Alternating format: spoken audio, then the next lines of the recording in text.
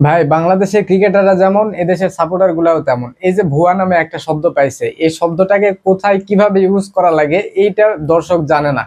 যখন যাকে খুশি যেভাবে যেভাবে পারতেছে বলতেছে, মানে কোনো কারণ ছাড়াই। যদি জিজ্ঞেস করা হয় কেন ওকে ভুয়া ভুয়া বলতেছো, তারা নিজেরাও বলতে পারবে না। এই যে লিটন দাস 70+ একটা ইনিংস খেললো, তারপরে 100 রানের একটা ইনিংস খেললো, তারপরে ফ্লপ গেল, সবাই আবার স্টেডিয়াম থেকে দেখলাম ভুয়া ভুয়া বলে চিল্লাইতেছে। লিটন দাস মাঠ থেকে দর্শকদের দিকে এমন ভাবে তাকায় আছে, দেখে খুব কষ্ট লাগলো। মানে আপনারা যে এই প্লেয়ারটাকে ভুয়া বলতেছেন, এই যে লিটন দাস, আমি মানি ফর্মে নাই, মোটামুটি ঢাকা বিপিএল এ 2টা ভালো ইনিংস খেললো, তো জাতীয় দল অনেকদিন থেকেই ফর্মে নাই। তাই বলে ভুয়া ভুয়া যে এইভাবে বলতেছেন, আপনি একবার ভেবে দেখেন তো, এই লিটন দাস ছাড়া মানে আপনি কাকে জাতীয় দলে চাচ্ছেন? লিটন দাসের যে ক্লাস আছে, যেভাবে সে ব্যাটিং করতে পারে, এবং আসলে সে যেভাবে খেলে, এইরকম আর একটা প্লেয়ার আপনি খুঁজে বের করেন?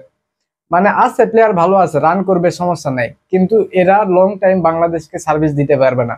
যদি বাংলাদেশকে লং টাইম সার্ভিস দেয় কেউ, তাইলে ওই লিটন দাস, সৌম্য সরকার, সাব্বির রহমান, এই ধরনের ক্রিকেটাররাই দিবে। কারণ এরা একদম ওয়ার্ল্ড ক্রিকেটের সাথে যায় এরকম প্লেয়ার।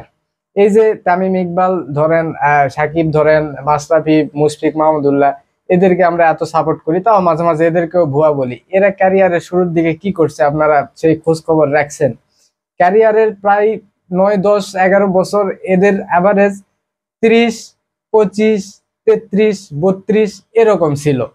ক্যারিয়ারের লাস্টের দিকে মানে 2015 সালের পর থেকে তারা একটু ধারাবাহিক হওয়া শুরু করছে। সেই ধারাবাহিক কিরকম সেটা আমরা সবাই জানি। তাইলে ভাই, এই যে লিটন দাস, সৌম্য সরকার, সাব্বির, এদেরকে মানে অল্পতে এত ভুয়া ভুয়া বলা হয় কেন?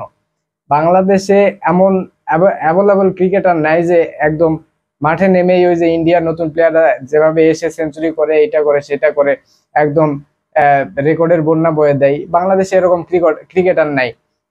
আপনারা চাইলেই যে জাতীয় দলে এসে এরকম লেভেলে ক্রিকেট খেলবে, এটা পাবেন না।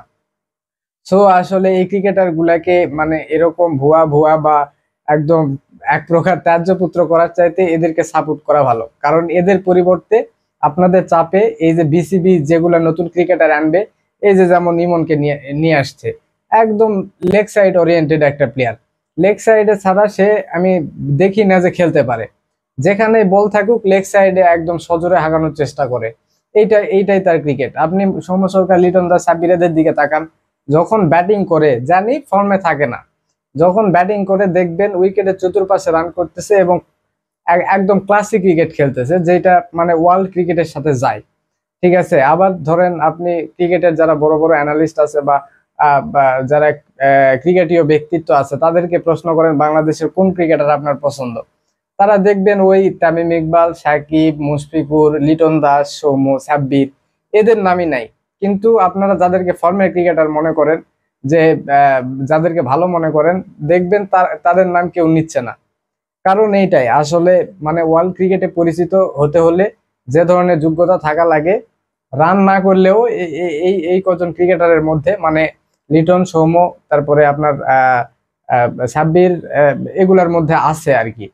সো এদেরকে ভুয়া ভুয়া বলে আসলে আমার মনে হয় না কোনো ফায়দা আছে।